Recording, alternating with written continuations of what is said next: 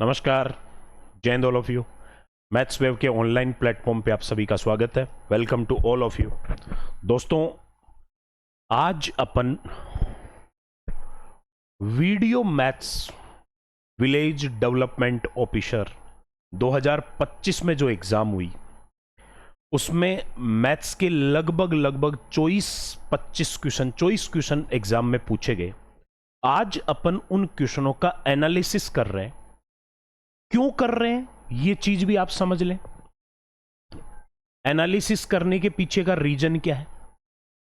किसी भी एग्जाम के पेपर का एनालिसिस करने का मतलब यह होता है कि बच्चा यह समझ सके कि पीछे वाला जो पेपर है वो किस लेवल का था और किस पैटर्न पे था, कहां कहां से क्वेश्चन ज्यादातर उठाए गए।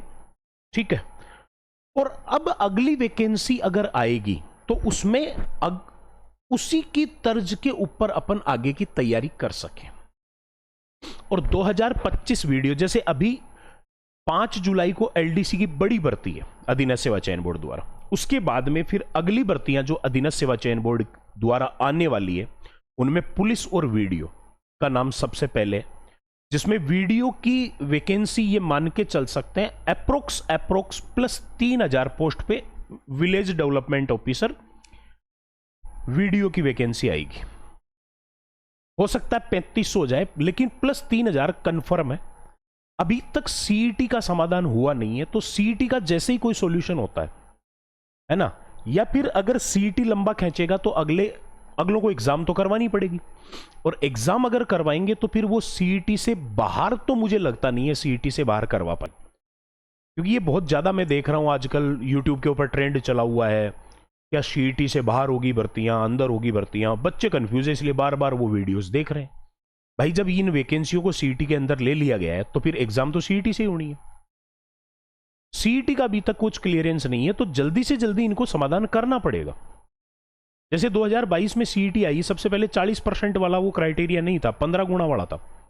उसमें एक या दो भर्तियों में विभाग ने ये देख लिया कि यार ये तो अपना बहुत गलत डिसीजन हो गया, तो जल्द से जल्द उनमें रिफॉर्म्स किए गए, नियमों में बदलाव किए और 40% वालों को सबको एप्लीकेबल किया गया। वैसे ही इसमें जल्दी से जल्दी, क्योंकि अब थोड़ा थोड़ा उठाव आ रहा है, अब थोड़ा सा बच्चे मतलब ऑब्जेक्शन की तरफ जा रहे हैं, तो ये चीजें विभाग को भी पता है कि अपने को जल्द से जल्द कोई ना कोई डिसीजन लेना पड़ेगा। और वीडियो मैथ्स का इस पेपर का सॉल्यूशन मैं आपको इसलिए करवा रहा हूं क्योंकि आप इससे ये देखिए कि आजकल वो पुराने घिसे पिटे जो तरीके हैं ना, वो काम नहीं करते। आजकल आपको अप्रोच के ऊपर चलना पड़ता है। आजकल पेपर में से ज्यादा नहीं तो 40% क्वेश्चन तो ऐसे होंगे जिनको आप डायरेक्ट अप्रोच से करो, अपना टाइम बचाओ, तभी आप सिलेक्शन कर ले पाओगे। और वीडियो जैसी एग्जाम में मैथ्स का बहुत बड़ा वेटेज है। 25 सवाल अगर आ रहे हैं मैथ्स के, किसी कंपटीशन में 25 सवाल आ जाए तो मैथ्स के 25 सवाल अदर सब्जेक्ट के 50 क्वेश्चन के बराबर वेटेज होते हैं, है ना। तो चलिए सॉल्यूशन स्टार्ट करते हैं। और वीडियो मैथ्स का अभी मैथ्स वेव की एप्लीकेशन के ऊपर लाइव प्लस रिकॉर्डेड बैच चल रहा है। जैसे ही एग्जाम डेट घोषित होगी उसके बाद में सेपरेट लाइव बैच भी आएगा। अभी से अगर कोई बच्चा प्रिपरेशन करना चाहता है तो वो लाइव प्लस रिकॉर्डेड बैच पे आ सकता है। ठीक है, मैं उसके बारे में भी जानकारी दूंगा आपको। पहले आप इस सॉल्यूशन को देखिए कि पेपर का सॉल्यूशन अपने को कैसे करना होता है। ये पहला क्वेश्चन सीधी सीधी जोड़बाकी थी। 5.06 5.06 माइनस 0.8 प्लस 3.9 प्लस 0.703 माइनस 1.3472। अगर देखो इसमें आप एक चीज देखो, 1 2 3 संख्या तो प्लस में है और 2 माइनस में। अगर इनको आप ऐसे ही लिखोगे ना तब तो खुद कंफ्यूज हो जाओगे। सबसे बढ़िया तरीका क्या होता है, प्लस वाली संख्याओं को पहले लिखो। 5.06 3.9 0.703 और फिर माइनस वाली संख्याओं को बाद में लिखो। 0.8 और 1.3472। ये 3 प्लस होनी है और ये 2 माइनस होनी है। ठीक है, अब देखो आप इसमें सबसे ज्यादा 4 डिजिट है पॉइंट के बाद, तो इन सब में भी 4 डिजिट बढ़ाओ ताकि कम से कम जोड़बाकी करने के काबिल बन सको। ये 4 डिजिट मैंने बना ली। अब मैं सबसे पहले ये देखूंगा मेरे भाई, ये 3 जुड़ेंगे, 0 0 0 जुड़ गए 0, उसमें से ये घटेगा, तो 0 में से तो 2 घटेगा नहीं, इसलिए 1 हासिल ले लेंगे। 10 में से 2 घटेगा तो इसका यूनिट डिजिट आएगा 8।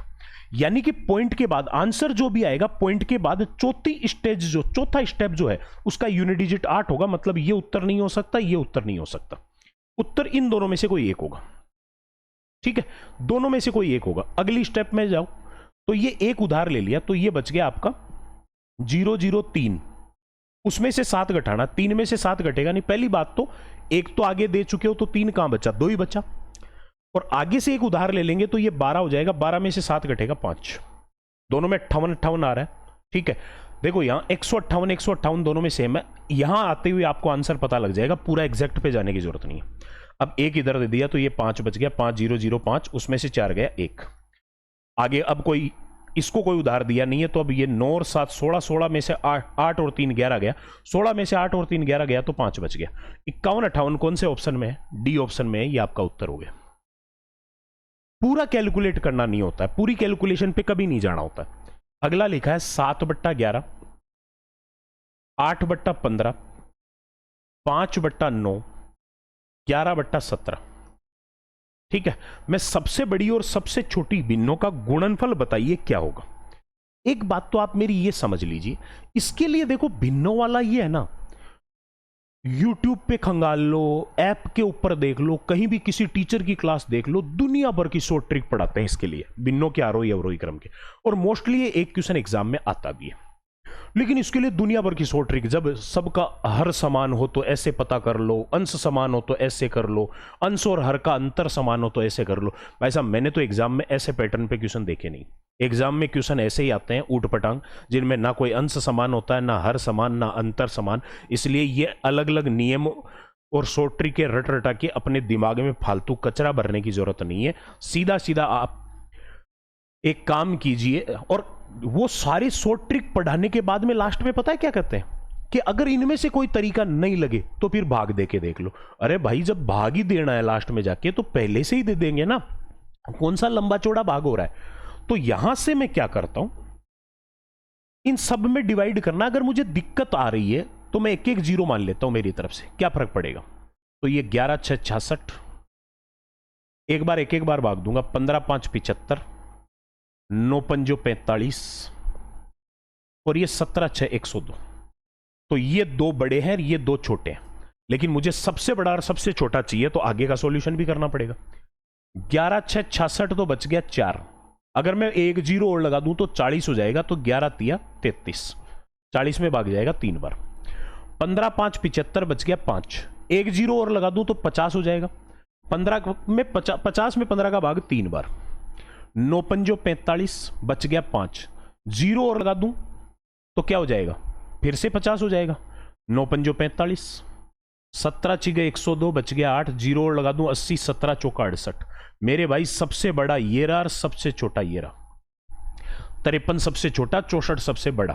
ठीक है, तो फिर 53 तो आया 8/15 से, और 64 आया 11/17 से।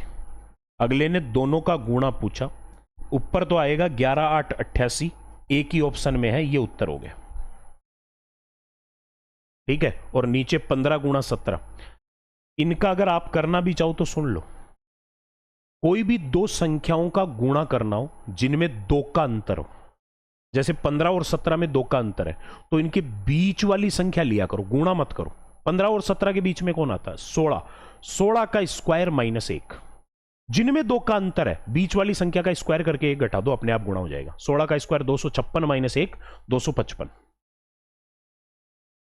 अगला, जब किसी भिन्न के अंश को 15% कम कर दिया और हर को 10% कम कर दिया तो भिन्न 2/9 हो जाती है। पहली बात तो भिन्न संख्या होती है नोमिनेटर अपॉन डिनोमिनेटर, अंश बट्टा हर। और एक चीज याद रखना, अगर कोई क्वेश्चन परसेंटेज पे बन गया जैसे यहां पर ये सवाल परसेंटेज का है, तो परसेंटेज में हर एक संख्या हमेशा खुद की 100% होती है।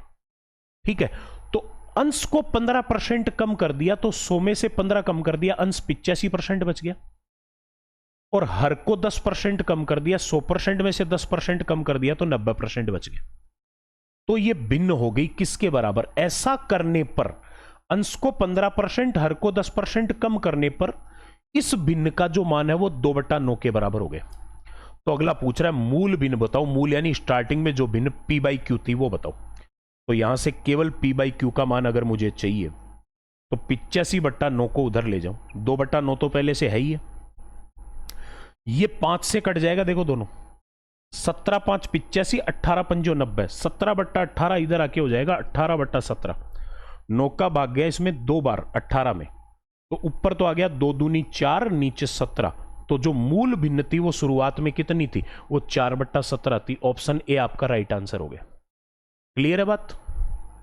अगला क्वेश्चन, किसी एक ब्रांड की चाय का मूल्य 8% घटने के कारण अजय 460 रुपए में 125 ग्राम अधिक चाय खरीद पाता है, तो चाय का प्रति किलोग्राम घटा हुआ मूल्य क्या होगा? भाई परसेंटेज का ये बढ़िया क्वेश्चनों में से एक सवाल है। परसेंटेज का ये बहुत अच्छे क्वेश्चंस में से एक क्वेश्चन होता है। इसको मैं आपको दो तरीके से बता रहा हूं, दोनों ही शॉर्ट मेथड है, ठीक है। वो एक्स वक्स मानने वाला और वो तो जमाना ही गया ना। मैं पहले से ये चीजें बच्चों को कहता आ रहा हूं कि भाई अगर आप अर्थमेटिक को एक्स मान के पढ़ रहे हो, अगर आज भी सूत्रों से पढ़ रहे हो, आज भी आपको अर्थमेटिक के क्वेश्चनों के लंबे लंबे सॉल्यूशन करने पड़ रहे हैं, तो इसका मतलब आप तैयारी नहीं कर रहे हो, अपने आप के साथ खिलवाड़ कर रहे हो।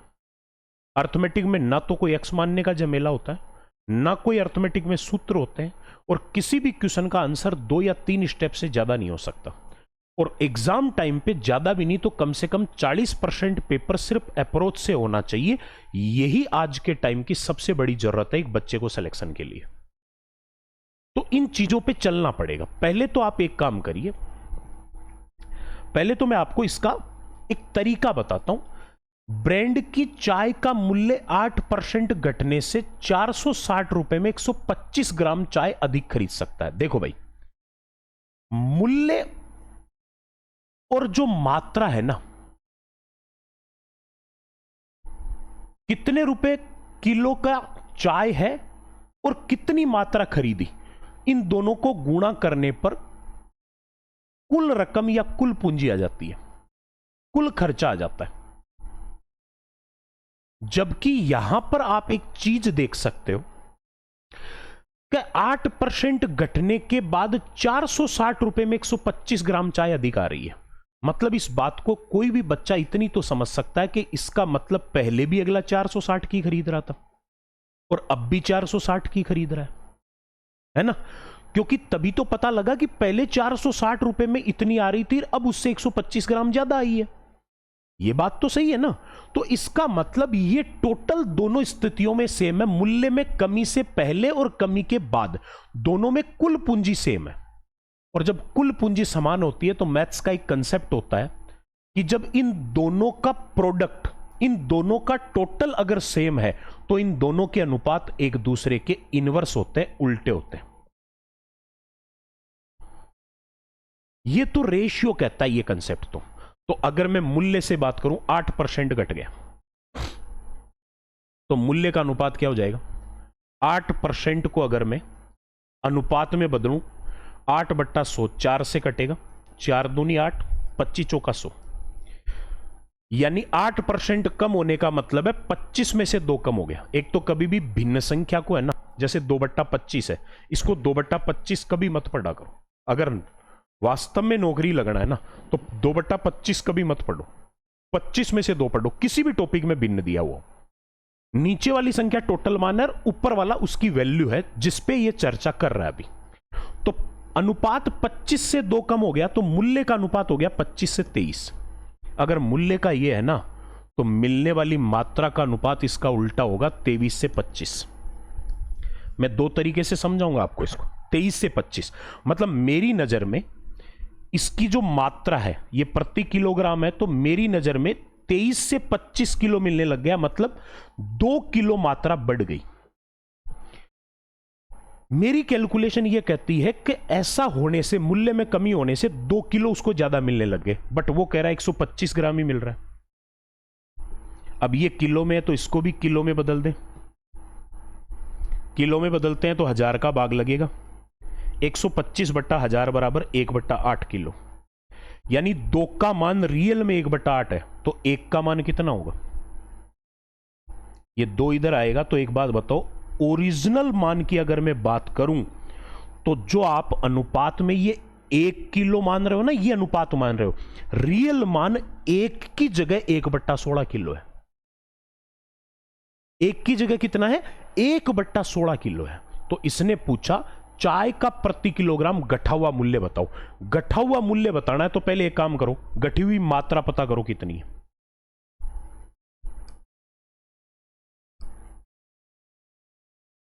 गठी हुई मात्रा आपके पास घटने के बाद मात्रा आ रही है, घटा हुआ मूल्य है ना, तो मूल्य घटेगा तो बढ़ी हुई मात्रा है ना। घटे हुए मूल्य की जो मात्रा बढ़ी हुई है,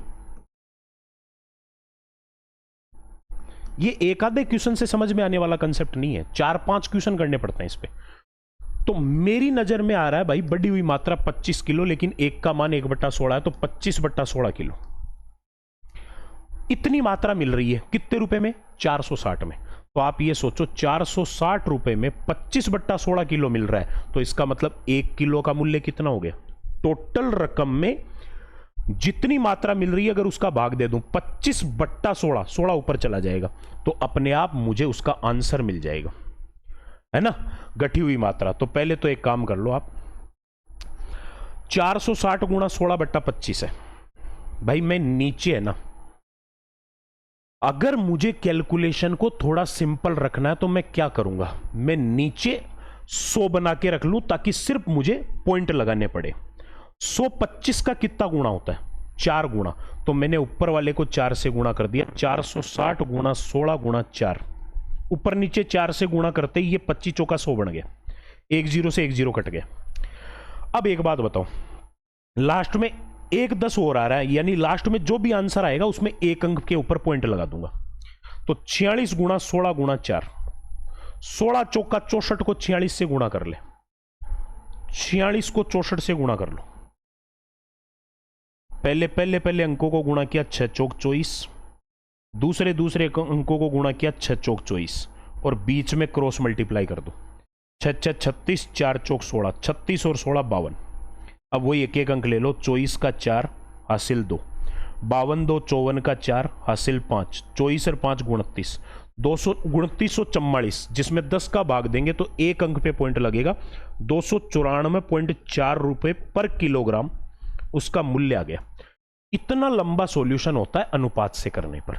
इसीलिए इस क्वेश्चन का मैं एक डायरेक्ट तरीका बताता हूं बच्चों को। क्या करना है, 2 मान पूछ सकता आपसे। क्या पूछ सकता है? एक तो पूछ सकता है कि उस वस्तु का प्रारंभिक मूल्य कितना था, और एक पूछ सकता है घटा हुआ या बढ़ा हुआ मूल्य कितना था। दोनों स्थितियों में क्या करना है, 460 रुपए की चाय खरीदी, 8% की कमी आई, 125 ग्राम ज्यादा मिली। 125 ग्राम को किलो में बदल दो। क्यों बदल रहा हूं? क्योंकि उत्तर तो किलो में ही चाहिए। सेम चीज यहां, चाहे दोनों में से कुछ भी पूछे, 460 रुपए में खरीदा, 8% मूल्य कम हो गया, 125 ग्राम, तो 125/100, इतना सही है। अब क्या होगा, अब सिर्फ और सिर्फ ये इतना तो सेम है, अब सिर्फ लास्ट वाले मान पे ध्यान रखना। अगर प्रारंभिक मूल्य पूछे तब तो 8% की कमी का मतलब 92% बच जाएगा, और अगर घटा हुआ मूल्य पूछे तो यहां हमेशा 100 आएगा। यानी बाद वाले मूल्य में चाहे वृद्धि हुई है चाहे कमी हुई है, बाद वाला जो मूल्य है उसमें हमेशा ही 100 आएगा। तो आपको ये वाला पता करना है। 125/100 का मतलब 8, ये ऊपर जाएगा, तो 460 गुणा 8 गुणा 8 बट्टा 100, 0 से 0 कट गया। 46 गुणा 64 अभी किया, 2944, 10 का भाग दे देंगे। 10 का भाग देने का मतलब 1 अंक पे पॉइंट लग जाएगा, तो 294 रुपए 40 पैसे पर किलोग्राम इसका मूल्य आ गया। ये इसका डायरेक्ट होता है एक स्टेप में आंसर। क्यों? क्योंकि कई बार ये अनुपात वाला तरीका अपने को फंसा देता है, जैसे इस क्वेश्चन में फंसाई दिया, लंबी कैलकुलेशन पे जाना पड़ गया। इसलिए मैंने इसका डायरेक्ट अल्टरनेट तरीका बच्चों को बता देता हूं। देखो भाई, वीडियो मैथ्स की वैकेंसी जो है, अभी जो कोर्स आपको मिल रहा है, पहली बात तो इस कोर्स की स्पेशलिटीज क्या है वो सुन लीजिए। हर एक टॉपिक की 2 से 3 क्लास फ्री है, ताकि बच्चा पूरे बैच की नहीं, प्रत्येक टॉपिक की 2 से 3 क्लास फ्री, ताकि आराम से बच्चा हर एक टॉपिक का एनालिसिस कर सके। मोस्टली क्या होता है, पूरे बैच की 2-3 क्लास फ्री देते हैं, मैंने हर टॉपिक की 2-3 क्लास फ्री दी है। दूसरी चीज, अभी ये जो बैच आपको मिलेगा ये लाइव प्लस रिकॉर्डेड मिलेगा। बहुत जल्द इसी प्रकार राजस्थान पुलिस का मैथ्स और रीजनिंग का बैच आएगा, लाइव प्लस रिकॉर्डेड मिलेगा। जैसे ही एग्जाम डेट घोषित हो जाती है या फॉर्म भरे जाते हैं या फिर विज्ञप्ति आ जाती है, फिर सेपरेट एक लाइव बैच और चलेगा कंप्लीट। अभी लाइव प्लस रिकॉर्डेड है, ठीक है। और दूसरी चीज, हर एक टॉपिक की आपको प्रैक्टिस शीट मिलेगी, प्रैक्टिस शीट विथ आंसर की। जिस दिन वीडियो की एग्जाम डेट घोषित हो जाती है उस दिन से हर संडे को, एवरी संडे, या विज्ञप्ति भी आ जाती है कि वीडियो की भर्ती आ गई साहब, एवरी संडे, हर संडे को फुल पैटर्न के ऊपर फ्री टेस्ट होगा, फुल पैटर्न फ्री टेस्ट होगा, जिसका कोई चार्ज नहीं है, कोई भी बच्चा दे सकता है ऐप के ऊपर, बट उसका सॉल्यूशन यूट्यूब पे होगा। हर पेपर का सॉल्यूशन होगा यूट्यूब पे, जैसे अभी एलडीसी में चल रहा है, एलडीसी में हर संडे को फ्री टेस्ट करवा रहा हूं, सॉल्यूशन यूट्यूब के ऊपर करवा रहा हूं, ठीक है। और ये अभी जो live plus recorded batch video maths का ही आपको 299 रुपए में मिलेगा। आज ही परचेज करें, ताकि जब तक भर्ती आई तब तक आपका सिलेबस खत्म हो चुका हो। और एक बार आप ऐप को डाउनलोड करके फ्री क्लासेस को देखिए, वहां आपका ना दिमाग खुल जाएगा। और एक तो मैं बैच ही पूरा फ्री दे रखा है मैंने, कौन सा, अप्रोचेबल बैच। अप्रोचेबल बैच पूरा का पूरा मैंने फ्री दे रखा है। और इस बैच में मैंने क्या सिखाया है, कैलकुलेशन की शॉर्ट ट्रिक सिखाई है, और एक केवल ऑप्शन देखकर आंसर जज करना सिखाया, अप्रोच लगाना सिखाया बिना कैलकुलेशन के, जो आज के टाइम की सबसे बड़ी जरूरत है। जैसे ही आप एप्लीकेशन डाउनलोड करके फ्री कोर्सेज में जाएंगे ना, तो फ्री कोर्सेज में आपको ये अप्रोचेबल बैच दिखेगा, जिसमें मैंने डायरेक्ट आंसर टिक करना, यानी कि केवल बिना कैलकुलेशन के आंसर कैसे पता करते हैं, इस चीज का पूरा डिस्कशन किया हुआ है। अगला सवाल, एक आयत की भुजाओं में 5 और 3 का अनुपात है। आयत की भुजा लंबाई चौड़ाई होती है, 5 और 3 का अनुपात है, और आयत का परिमाप 80 है। तो एक बात बताओ मेरे भाई, आयत की भुजा 5 और 3 के अनुपात में दे रखी है, मान लो ये 5 है तो ये भी 5 होगी, क्योंकि आयत के आमने सामने की भुजा बराबर होती है। तो मेरी कैलकुलेशन में इसका परिमाप कितना हो रहा है, 5 और 5 10, 3 3 6, 10 और 6 16, जबकि वो कह रहा है परिमाप है 80। इसका मतलब रियल मान इन अनुपातों का 5 गुना है। तो रियल जो लंबाई चौड़ाई है वो इसकी 25 और 15 है, हो गई। रियल लंबाई चौड़ाई 25 और 15 है। अब ये कह रहा है कि अगर लंबी भुजा को 20% बढ़ा दें और दूसरी भुजा को 40% बढ़ा दें, इसको तो 20% बढ़ाएं, और जो छोटी वाली भुजा है उसको 40% बढ़ाएं, ठीक है। तो कितना हो जाएगा, देखो मेरे भाई, 25 का 20%, 20% मतलब 20/100, यानी 5वां हिस्सा, किसी संख्या का 5वां हिस्सा। या यही सोचो, 25 का 10% होता है 2.5, 10% यानी 10वां हिस्सा। तो 10% अगर 2.5 है तो 20% उसका डबल होगा 5। तो 25 में 20% बढ़ाएंगे तो 30 हो जाएगा, और 15 को 40% बढ़ाओ, 15 का 10% हो जाएगा 1.5। अगर 10% 1.5 है तो 40% उसका 4 गुना 6 हो जाएगा, 1.5 का 4 गुना 6, तो ये हो जाएगा 21। तो नए वाले आयत का जो परिमाप है, नए आयत की लंबाई तो 30 और ये 21, ये 30 तो ये भी 30 और ये 21 तो ये भी 21, 30 30 60, 21 21 42, 60 और 42 102 सेंटीमीटर नए आयत का परिमाप आ जाएगा। बस इतना ही करना और कुछ भी करने की जरूरत नहीं है। आ रहा है समझ में? चलिए, जो बच्चा इस पूरे पेपर के सॉल्यूशन को ढंग से देख लेगा ना, केवल सॉल्यूशन ढंग से देख लेगा, उसका भी ऑटोमेटिकली है ना, उसको ये बात समझ में आ जाएगी कि मेरे लिए सबसे बेस्ट प्लेटफॉर्म यही होगा। 1.1 किलोमीटर और 0.9 किलोमीटर, दो रेलगाड़ी 60 और 90 किलोमीटर पर घंटे की रफ्तार से विपरीत दिशाओं में दौड़ रही है। एक रेलगाड़ी तो इधर दौड़ रही है और दूसरी रेलगाड़ी इधर दौड़ रही है। ठीक है, एक रेलगाड़ी की लंबाई दे रखी है 0.9 यानी 900 मीटर और दूसरी रेलगाड़ी की लंबाई दे रखी है 1.1 किलोमीटर यानी 1100 मीटर। तो एक बात तो कंफर्म हो गई कि दोनों रेलगाड़ियां एक दूसरे को पार करेगी तो इनको कुल 2000 मीटर चलना पड़ेगा। एक दूसरे को पार करने के लिए टोटल 2000 मीटर चलना पड़ेगा। अब इनकी रफ्तार 1.1 किलोमीटर वाले की है 60 की स्पीड और 0.9 वाले की है 90 की स्पीड। 60 और 90 किलोमीटर पर आवर की स्पीड से विपरीत दिशाओं में चल रहे हैं। तो पहली बात तो जब ये विपरीत दिशाओं में जाते हैं, देखो मेरे भाई, या तो समान दिशा में जा सकते हैं और या विपरीत में। विपरीत दिशा में जाएंगे तो इन दोनों की जो कंबाइंड चाल है वो इनका योग हो जाएगी। 90 + 60 बराबर 150 किलोमीटर पर आवर। ठीक है, तो अगला कह रहे हैं दोनों रेलगाड़ियां एक दूसरे को पार करने में जो समय लेगी वो कितना होगा। समय बराबर क्या होता है, दूरी बट्टा चाल होता है। तो बताओ, पार करने के लिए दूरी तो चलना पड़ेगा 2000 मीटर और चाल दे रखी है 150 किलोमीटर पर आवर। कोई भी क्वेश्चन तब तक सोल्व नहीं हो सकता जब तक कि उनके मात्रक समान ना हो। ये मीटर में, ये किलोमीटर पर आवर में दे रखा है। तो मैं क्या करता हूं, किलोमीटर पर आवर को 5/18 से गुणा करते ही मीटर पर सेकंड में बदल जाती है। तो चलिए, ये तो 2000 तो है ही है, ये 18 ऊपर चला जाएगा, गुणा में हो जाएगा, नीचे आ जाएगा 150 गुणा 5। चलिए सब, 0 से 0 कट गया, 5 5 25 का भाग 200 में गया 8 बार।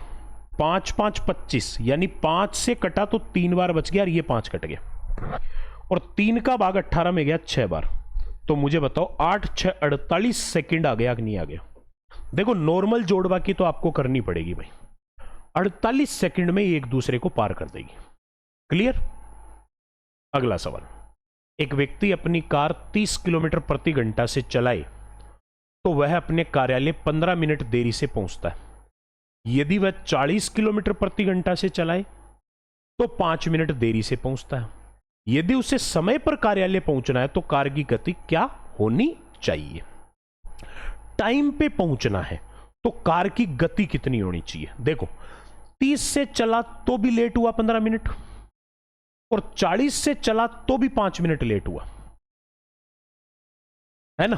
तो एक बात तो कंफर्म है कि एग्जैक्ट टाइम पे पहुंचने के लिए कार की गति 40 से तो ऊपर होगी, बट यहां चारों ही ऑप्शन 40 से ऊपर है। तो फिर सॉल्यूशन होगा। देखो, एक व्यक्ति अपनी कार से, मैं इस क्वेश्चन को भी आप लोगों को 2 तरीके से समझाऊंगा, ठीक है। 30 किलोमीटर पर आवर की चाल से गया तो 15 मिनट देर हुआ और 40 की स्पीड से गया तो 5 मिनट लेट हुआ। मुझे बताओ, दोनों स्थितियों में ये गया तो अपने कार्यालय है ना, यानी दोनों की दोनों स्थितियों में दूरी समान है कि नहीं है। और जब दूरी समान होती है तो चाल और समय के अनुपात एक दूसरे के उल्टे हो जाते हैं। दोनों स्थितियों में फर्स्ट और सेकंड कंडीशन जो है, चाल और समय के अनुपात एक दूसरे के उल्टे हो जाते हैं। यहां पर आपको दोनों स्थितियों की चालें एग्जैक्ट दे रखी है। पहले चाल 30 किलोमीटर पर आवर थी और अब चाल 40 किलोमीटर पर आवर हो गई, तो अनुपात हो गया 3 से 4। अगर चाल का अनुपात यह है तो लगने वाले समय का अनुपात 4 से 3 होगा। हो गया। जबकि आप ये देख सकते हो, समय के बारे में इसने कहा यहां 15 मिनट लेट हुआ और यहां 5 मिनट लेट हुआ दोनों में लेट है। मतलब मेरी कैलकुलेशन में इनके बीच में अंतर आ रहा है 1 घंटे का, टाइम में अंतर 1 घंटे का, जबकि रियल में वो अंतर है सिर्फ 10 मिनट का। अब इसको चाहे घंटे में मानो या मिनट में, उससे कोई फर्क नहीं पड़ेगा, क्योंकि अनुपात है। अनुपात का मात्र कुछ भी मान सकते हो आप। तो मैंने मान लिया मेरी कैलकुलेशन में 1 मिनट कम हुआ स्पीड बढ़ने से, 30 से 40 होने से, जबकि वो कह रहा है भाई 1 मिनट कम नहीं हुआ, 10 मिनट कम हो गया। 15 मिनट लेट पहुंचने वाला सिर्फ 5 मिनट लेट पहुंचा, मतलब 10 मिनट कम हो गया टाइम। तो एक का मान 10 के बराबर है, इसका मतलब रियल टाइम इनका 10 गुना होगा।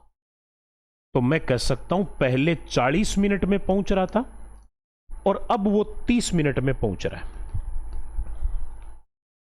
पहले 40 मिनट में पहुंच रहा था और अब 30 मिनट में पहुंच रहा है। तो अगला कह रहा है बताओ समय पर कार्यालय पहुंचने के लिए कार की गति कितनी होनी चाहिए। पहले तो ये देखो कि 40 की स्पीड से 30 मिनट में पहुंच रहा है, इसका मतलब दूरी कितनी है, 30 मिनट मतलब आधे घंटे में। एक घंटे में तय की गई दूरी 40 है, तो 30 मिनट आधे घंटे में तय की गई दूरी होगी 20 मिनट। अरे भाई इतना तो सोच ही सकते हो यार, क्यों हर जगह सूत्र लगाना ही जरूरी है क्या, दूरी बराबर चाल गुणा समय। भाई ये कह रहा है कि एक घंटे में 40 किलोमीटर की स्पीड चल रहा है, तो आधे घंटे में कितना चलेगा 20। और राइट टाइम पर अगर पहुंचना है तो मुझे एक बात बताओ, उसका राइट टाइम होना कितना चाहिए। जब वो 30 मिनट में पहुंचा तो 5 मिनट लेट था, इसका मतलब राइट टाइम उसका 25 मिनट है। उसको कितने मिनट में पहुंचना है, 25 मिनट में पहुंचना है, सही है कि नहीं है। अब 25 मिनट में पहुंचना है तो एक बात बताओ उसकी चाल कितनी होनी चाहिए। चाल बराबर दूरी बटा समय। 20 किलोमीटर की दूरी को 25 मिनट में पार करना है, मिनट को घंटे में बदलने के लिए 60 का भाग दे देते हैं। तो ये आ जाएगा भाई साहब, कितना आएगा, 5 चौका 20, 5 5 25, 5 का भाग 12, 60 में 12 बार, 12 चौका 48 किलोमीटर।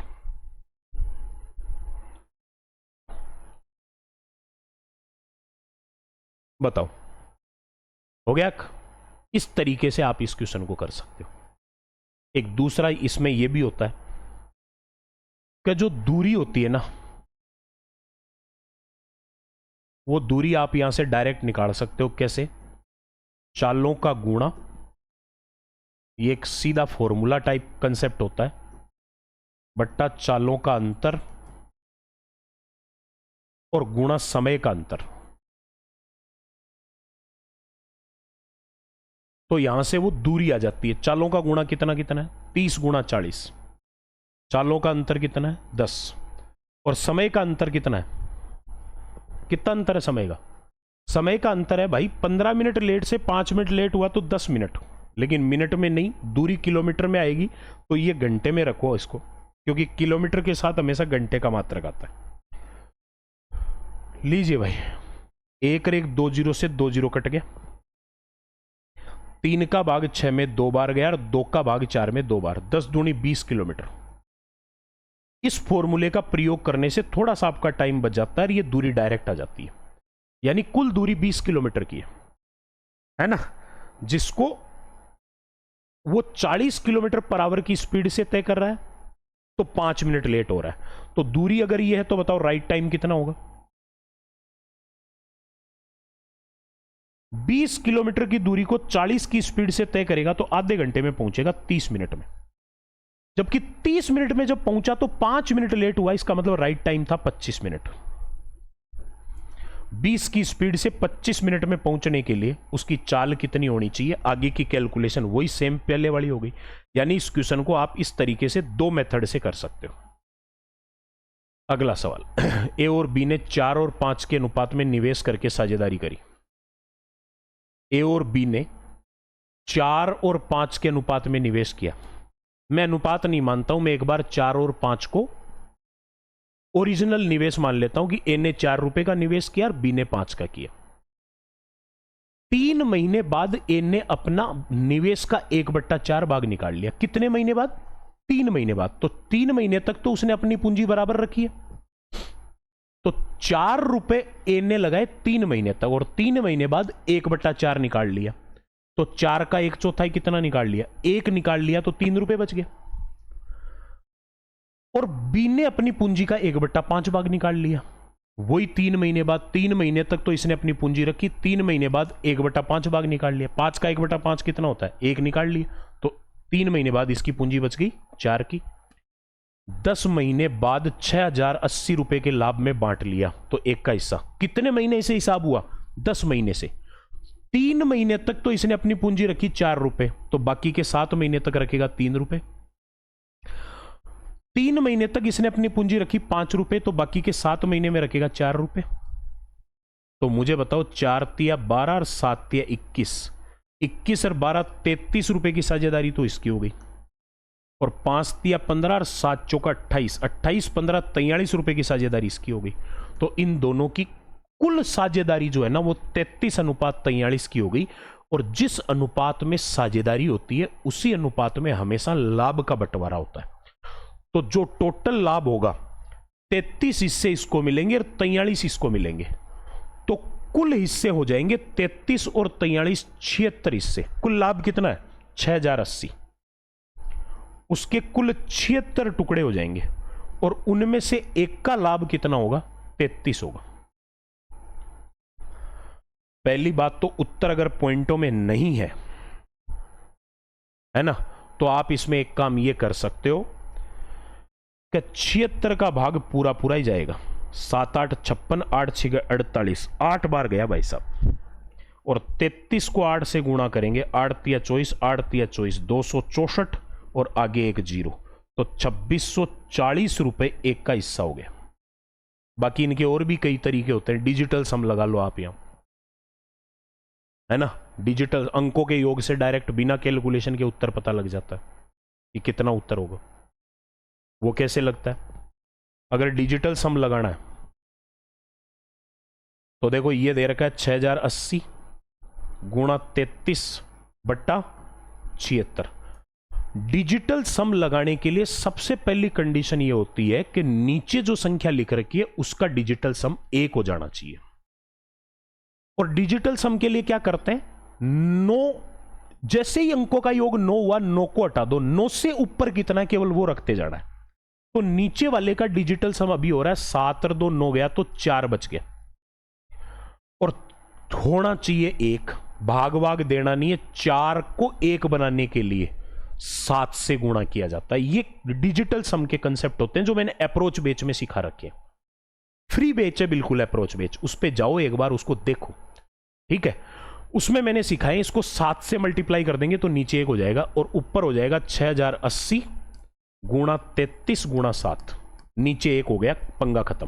तो अब डिजिटल सम क्या होगा, 8 और 1 9 गया तो 5 बच गया, ये 3 और 3 6 हो गया, और ये 7 है। सभी अंकों के योग का गुणा करूं, एक साथ गुणा करो, एक साथ कर लो, और एक साथ नहीं आए तो 2 कर लो।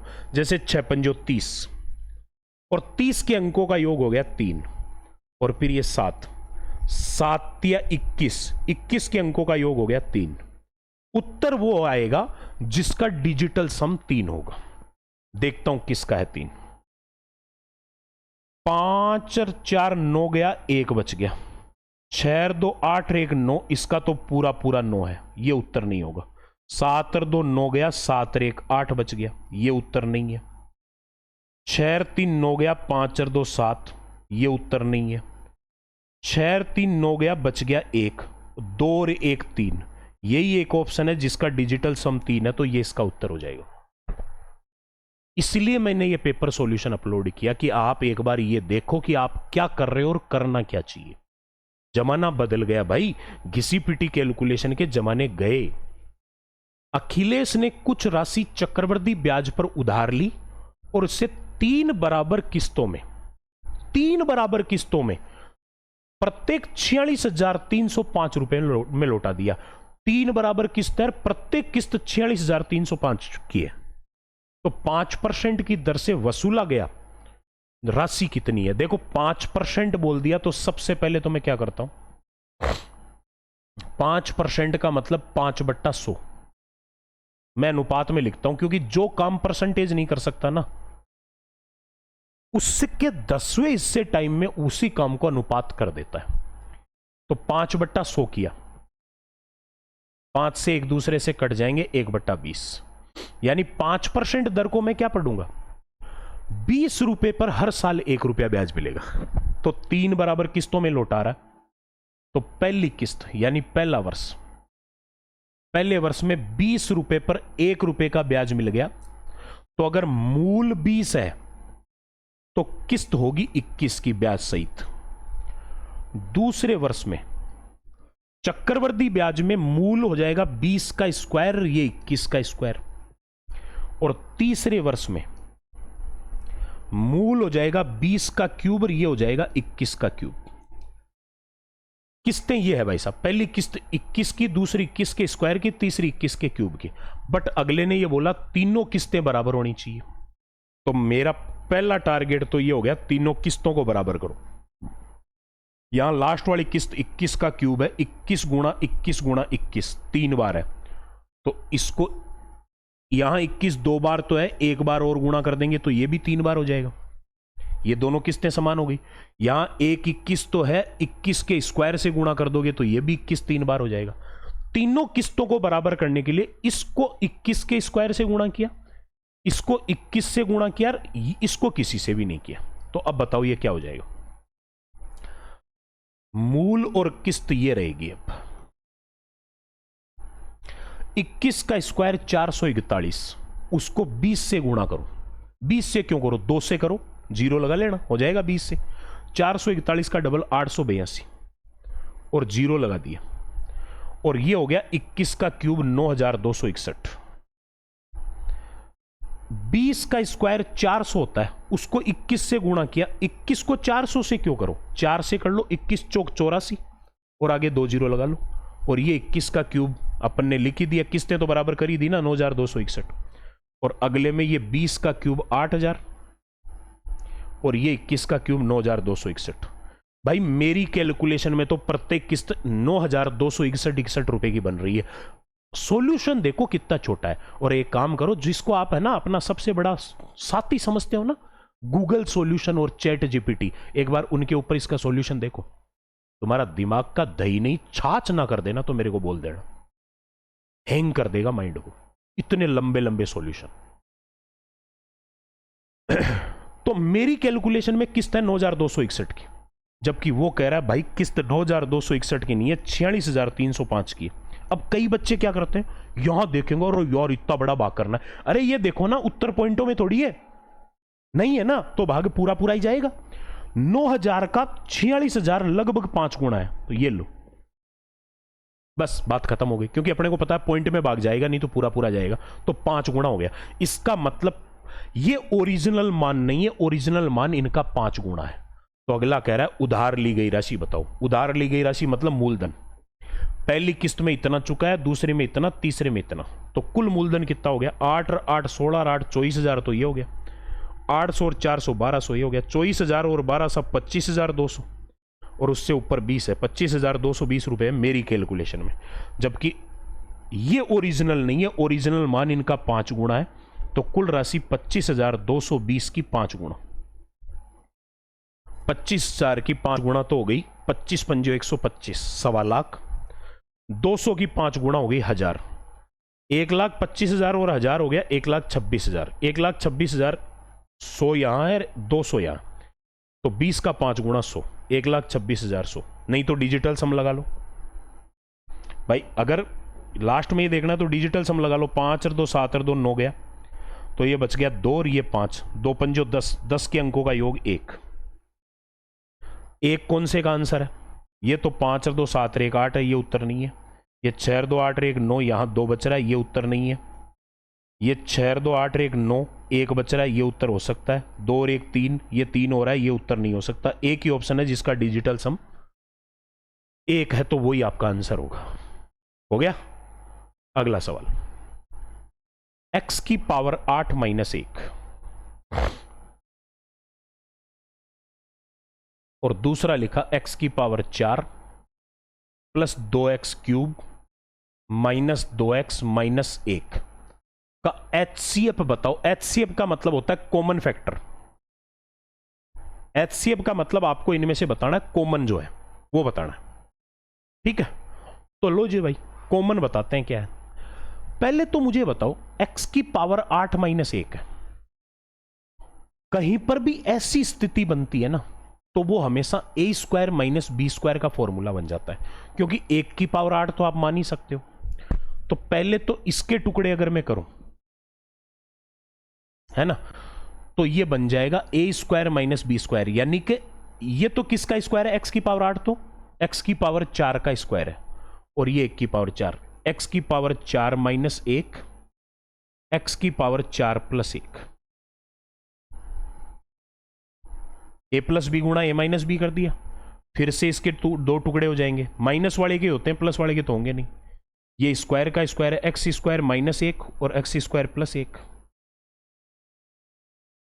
है ना। और अब यहां पर आप देख सकते हो सारे ऑप्शनों में एक्स स्क्वायर माइनस 1 और एक्स स्क्वायर प्लस 1 दे रखा है, तो इससे आगे टुकड़े करने की जरूरत नहीं है। यानी कि या तो एक्स स्क्वायर माइनस 1 का भाग जाएगा या एक्स स्क्वायर प्लस 1 का भाग जाएगा, दोनों में से एक इसका कॉमन फैक्टर होगा। ठीक है, मैं माइनस 1 का देके देख लेता हूं। अब देखो भाग देना पड़ेगा भाई, एक्स की power 4 plus 2x cube minus 2x minus 1, इसमें भाग देते हैं एक्स स्क्वायर माइनस 1 का। भाग का तरीका ये होता है, सबसे पहले ये जो सबसे बड़ा पद है ना x की पावर 4, इसको खत्म करो, हर स्टेप में सबसे बड़े पद को खत्म करो। x की पावर 4 को खत्म करने के लिए एक्स स्क्वायर तो है, एक्स स्क्वायर से गुणा और कर देंगे, तो एक्स स्क्वायर गुणा एक्स स्क्वायर एक्स की पावर 4, एक्स स्क्वायर को माइनस 1 से किया माइनस एक्स स्क्वायर। अब यहां ये पावर 3 का है, ये 1 का है, तो माइनस एक्स स्क्वायर को मैंने साइड में लिख दिया। खत्म करना है तो चिन्ह चेंज हो जाएंगे, ये माइनस का और ये प्लस का, ये तो कट गया, बच गया 2x क्यूब, ये तो प्लस का ही है ना। और अगला पद आएगा एक्स स्क्वायर, एक्स क्यूब के बाद में एक्स स्क्वायर का चिन्ह plus x square minus 2x minus 1, same काम। अब की बार इसको हटाओ, एक्स स्क्वायर से 2x क्यूब को हटाना है, तो कितने से गुणा करें नहीं पता लगता ना, तो 2x क्यूब में एक्स स्क्वायर का भाग दे दो, अपने आप पता लग जाएगा। 2 घात से 2 घात कट गई, तो 2x बच गया। 2x से गुणा करते ये वाला भी डिलीट हो जाएगा। ठीक है, करो, 2x को एक्स स्क्वायर से किया तो 2x क्यूब, 2x को माइनस 1 से किया तो माइनस 2x, चिन्ह चेंज कर देंगे घटाने के लिए, ये भी कट गया और ये भी कट गया, क्या बच गया एक्स स्क्वायर माइनस 1 बच गया। और एक्स स्क्वायर माइनस 1 में एक्स स्क्वायर माइनस 1 का भाग जाएगा एक बार, तो इसका मतलब ये हो गया साहब, एक्स स्क्वायर माइनस 1 पूरा गया, तो x की power 4 plus 2x cube minus 2x minus 1 में एक्स स्क्वायर माइनस 1 का भाग देने पर ये आया कि नहीं आया। तो इसका मतलब अगला इनमें कॉमन फैक्टर पूछ रहा है, तो बताओ एक्स स्क्वायर माइनस 1 का भाग दोनों में जा रहा है कि नहीं जा रहा है, जा रहा है ना, तो इसका कॉमन फैक्टर यही हो गया। गुणनखंड थोड़ी पूछे, कॉमन पूछा है, तो इसमें दोनों में कॉमन कौन है। हाँ अच्छा, एक मिनट। अब एक चीज मुझे बताओ कि इसके लास्ट में टुकड़े क्या निकल के आए, एक्स स्क्वायर माइनस 1 और एक्स स्क्वायर प्लस 1, और इसके टुकड़े क्या निकल के आए, एक्स स्क्वायर माइनस 1 का भाग देने पर यह आया। तो थोड़ा सा मेरी बात ध्यान से सुनना, x की पावर 8 माइनस 1 के गुणनखंड किए, तो इसके गुणनखंड तो हो गए एक्स स्क्वायर माइनस 1 गुणा एक्स स्क्वायर प्लस 1, और एक है x की पावर 4 प्लस 1। एलजेब्रा पढ़ने से अच्छे से समझ में आती है। और दूसरा वाला इसके गुणनखंड किए, x की power 4 plus 2x cube minus 2x minus 1, है ना। इसके गुणनखंड किए तो एक्स स्क्वायर माइनस 1 का भाग देने पर यह भाग गया x square plus 2x plus 1 बार, मतलब इसके गुणनखंड ये दोनों हो गए। अब मुझे एक बात बताओ, ये किसका फॉर्मूला होता है, x प्लस 1 के होल स्क्वायर का होता है कि नहीं होता, x प्लस 1 का होल स्क्वायर होता है। तो आप मुझे एक बात का जवाब दे दो, अब बाकी सारी बीमारी छोड़ो, कि यहां से एक्स स्क्वायर माइनस 1 और एक्स स्क्वायर प्लस 1 एक्स की पावर 4 प्लस 1 यही हो रहा था। इसके टुकड़े और कर दोगे तो x माइनस 1 और x प्लस 1 निकलेगा, लेकिन ये नहीं है, एक गुणनखंड तो ये खुद है। तो मुझे बताओ, इसको तो रखना ही है एक्स स्क्वायर माइनस 1 को, उसके अलावा एक्स स्क्वायर प्लस 1 और एक्स की पावर 4 प्लस 1, और इसमें देखूं तो एक्स स्क्वायर माइनस 1 तो कॉमन है, उसके अलावा एक्स प्लस 1 का स्क्वायर है, लेकिन एक्स प्लस 1 का स्क्वायर इसमें नहीं है, तो एक ही गुणनखंड हुआ एक्स स्क्वायर माइनस 1। पूरा आगे देखो तो, और नहीं तो शुरू में पता लग गया कि एक्स स्क्वायर माइनस 1 का भाग दोनों में जा रहा है, इसका गुणनखंड एक्स स्क्वायर माइनस 1 हुआ, उसका भाग इसमें गया तो पूरा पूरा चला गया, और पूरा पूरा चला गया इसका मतलब अपन कह सकते हैं एक्स स्क्वायर माइनस 1 इसका एक गुणनखंड होगा। ये तो इसका पूरा डिटेल सॉल्यूशन है, पूरा का पूरा डिटेल सॉल्यूशन है। अब मैं अगर डायरेक्ट पे विचार करूं थोड़ा सा, तो एक्स स्क्वायर माइनस 1 का भाग अगर इसमें देके देखना है कि जाएगा कि नहीं जाएगा, तो इसका एक तरीका होता है। क्या होता है?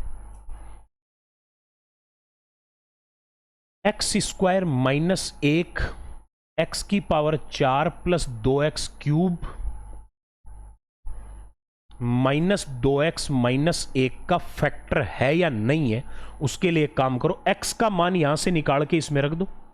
अगर 0 आ जाएगा तब तो फैक्टर है, नहीं तो नहीं है। अगर शेषफल 0 आ जाए तब तो गुणनखंड है, अदरवाइज नहीं है।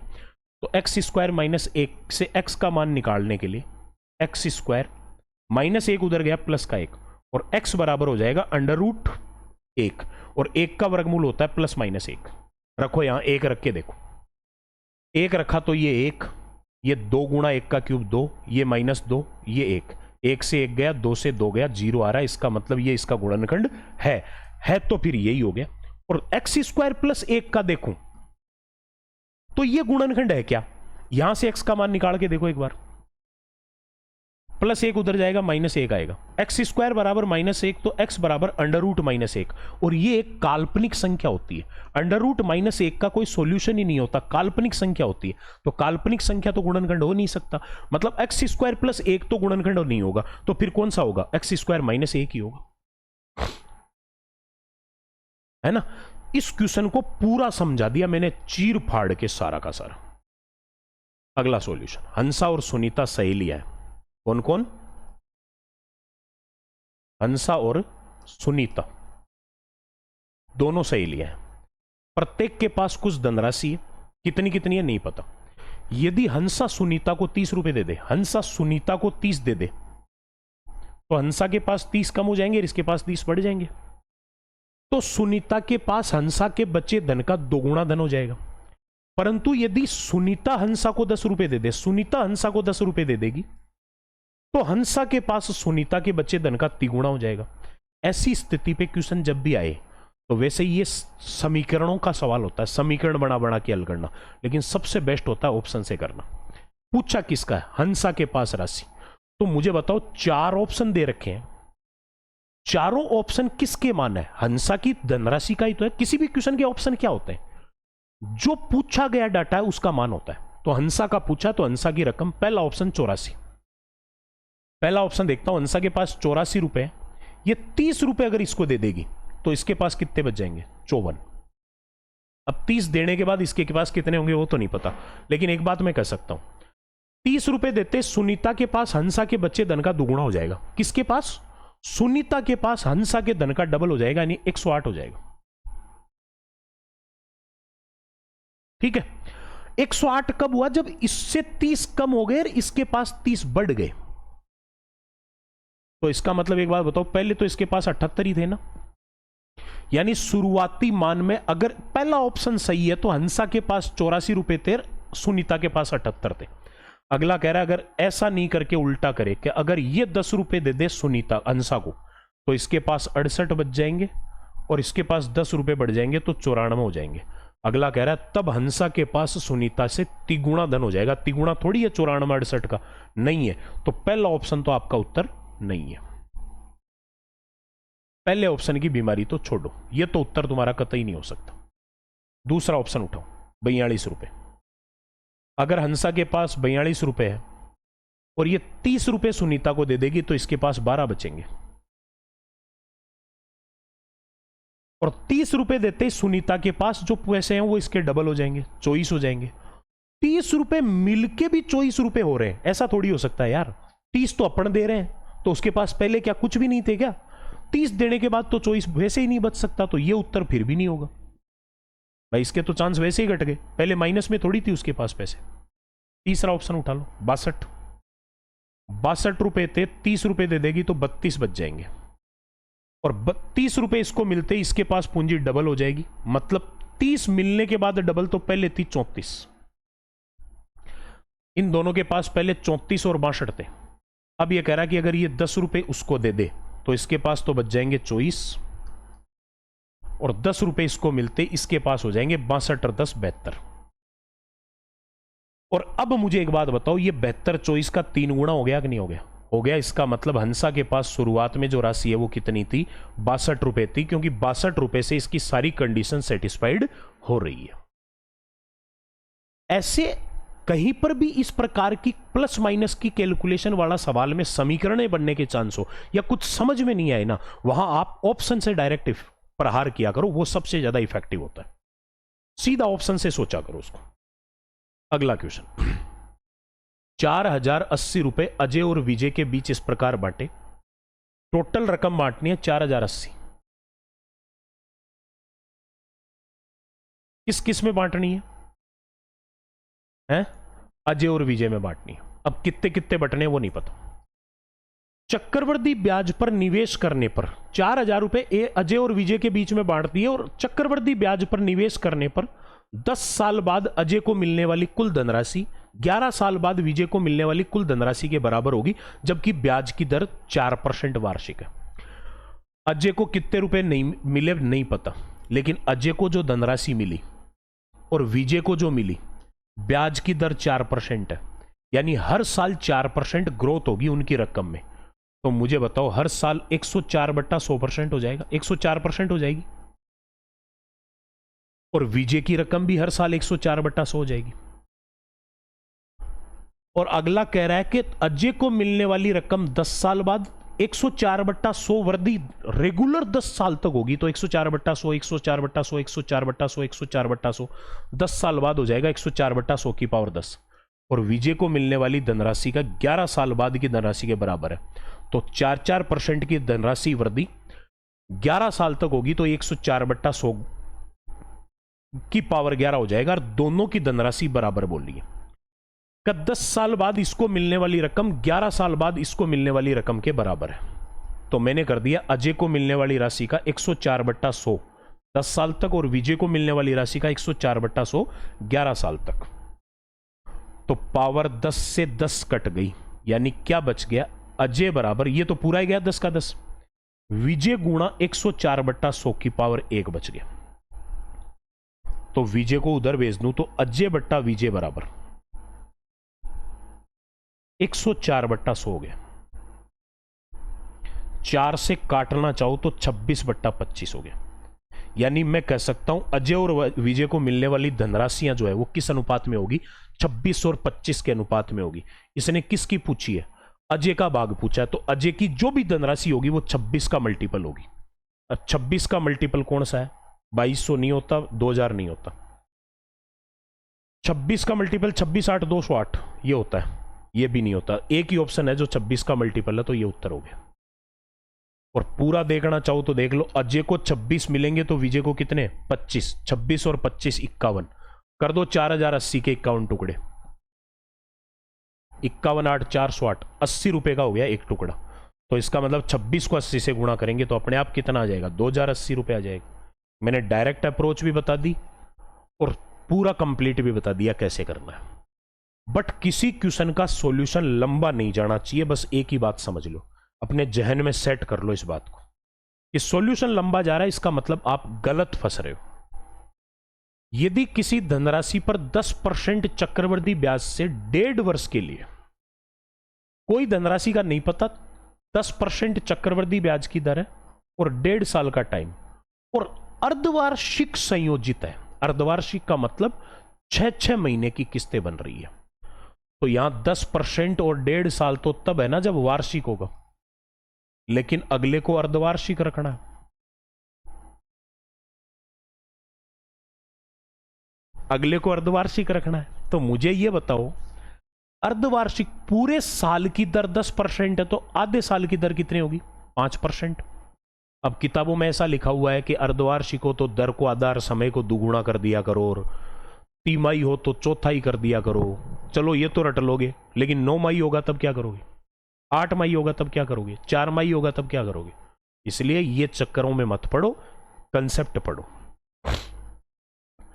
पूरे साल की दर 10% है, तो आधे साल की हो जाएगी 5%। और 6-6 महीने की किस्तें हैं तो 1.5 साल में हो जाएगी 3 किस्त। 5% की 3 किस्तें होगी साहब। तो चक्रवृद्धि ब्याज और साधारण ब्याज में अंतर 244 रुपए है। 5% की दर से 3 किस्तों में दोनों ब्याज का अंतर 244 रुपए का है। तो बताओ वो धनराशि क्या है? पहले तो ये समझिए, धनराशि का मेरे को नहीं पता। 5% का मतलब क्या होता है? 5/100 यानी 1/20। हर साल इस धनराशि का 20वां हिस्सा ब्याज होगा 3 किस्तों तक। हर साल नहीं, हर 6 महीने में 3 किस्तें हो गई ना। तो मुझे बताओ, मूल धनराशि आपको दे नहीं रही है। देखो आपको कितनी तगड़ी कैलकुलेशन सिखाता हूं। लेकिन इसका यहां पहली किस्त में 20वां हिस्सा, यहां भी 20वां और यहां भी 20वां। तो एक ऐसा मान लो कि आपको 20वां हिस्सा करने के बाद भी उत्तर या कैलकुलेशन पॉइंट में ना करनी पड़े।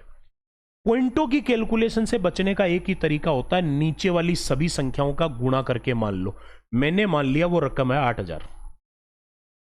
तो 8000 का 20वां हिस्सा 400 रुपए ब्याज पहली किस्त में, 400 दूसरी में, 400 तीसरी में।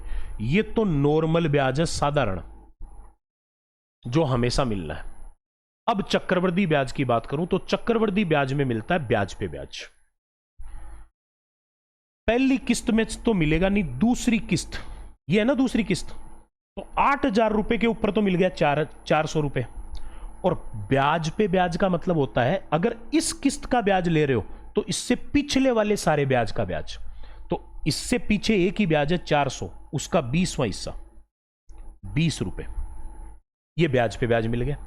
और तीसरी किस्त में 400 रुपए तो मिल गया, इसके ऊपर ब्याज। और ब्याज पर ब्याज चाहिए तो मुझे बताओ इससे पहले कितने ब्याज है? ये 3 है, 400 420, इन सब का 20वां हिस्सा ब्याज। 400 का 20वां हिस्सा 20, 400 का 20वां 20 और 20 का 20वां हिस्सा 1। ये तो है साधारण ब्याज जो दोनों में मिलेगा, साधारण में भी चक्रवृद्धि में भी। बट अपने को अंतर चाहिए, तो अंतर होता है सिर्फ ब्याज पर ब्याज का। कितना मिला ब्याज पे ब्याज? 20 और 20 40 और 20 60 और 1 61। मेरी कैलकुलेशन में दोनों ब्याज का अंतर है 61 रुपए, क्योंकि अंतर आता है सिर्फ ब्याज पर ब्याज जितना मिलता है उसका। बाकी जो नॉर्मल ब्याज मूल रकम पे लग रहा है उसका तो कोई अंतर है ही नहीं ना। जबकि ये अंतर इसने दे रखा है 244 रुपए, मेरे पास अंतर आया 61, जबकि वो कह रहा है 244। तो 4 गुना ही तो हो रहा है 61 का। कहने का मतलब ये ओरिजिनल डाटा नहीं है, ओरिजिनल डाटा इनका 4 गुना है। तो वो धनराशि कितनी होगी? वो धनराशि आपने 8000 मानी है, 8000 नहीं है, 8000 की 4 गुना होगी 32000।